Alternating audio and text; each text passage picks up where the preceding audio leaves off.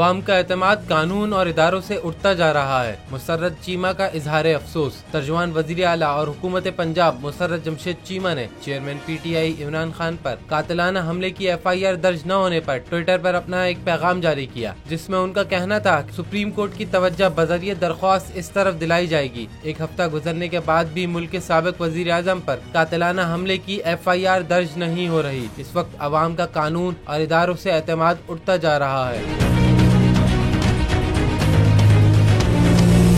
मुसर्रत चीमा के ट्विटर पैगाम के मुताबिक पंजाब की पार्लियामानी पार्टी और सीनियर क़यादत लाहौर रजिस्ट्री में पेश होंगे और मुल्क की सबसे बड़ी जमात के लीडर पर कातिलाना हमले की FIR दर्ज करवाने के लिए सुप्रीम कोर्ट से इस्तदा करेंगे, जिसका मकसद चेयरमैन PTI पर कातिलाना हमले की शफाफ तहकीकात का मुतालबा है। इसके अलावा उन्होंने मुतालबा किया कि अरशद शरीफ की शहादत और आजम सवाती के खिलाफ होने वाले टॉर्चर और साइफर की तहकीकात भी की जाए। वाज़ेह रहे कि पाकिस्तान तहरीक इंसाफ ने सुप्रीम कोर्ट रजिस्ट्री में दरख्वास्त देने का फैसला किया है।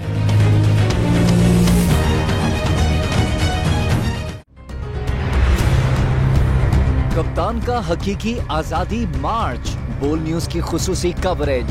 ये एक फैमिली मार्च है। हकीकी आजादी मार्च जो है GG रोड पर रवां दवा है। बोलने की हक और सच की बात। इमरान खान के कंटेनर के करीब फायरिंग का वाकया पेश आया। फायरिंग से जख्मी, अस्पताल मुंतकिल।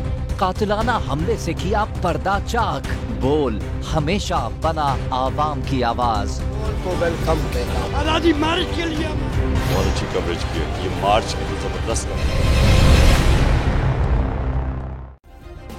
सब्सक्राइब करें और बेल दबाएं ताकि कोई खबर रह न जाए।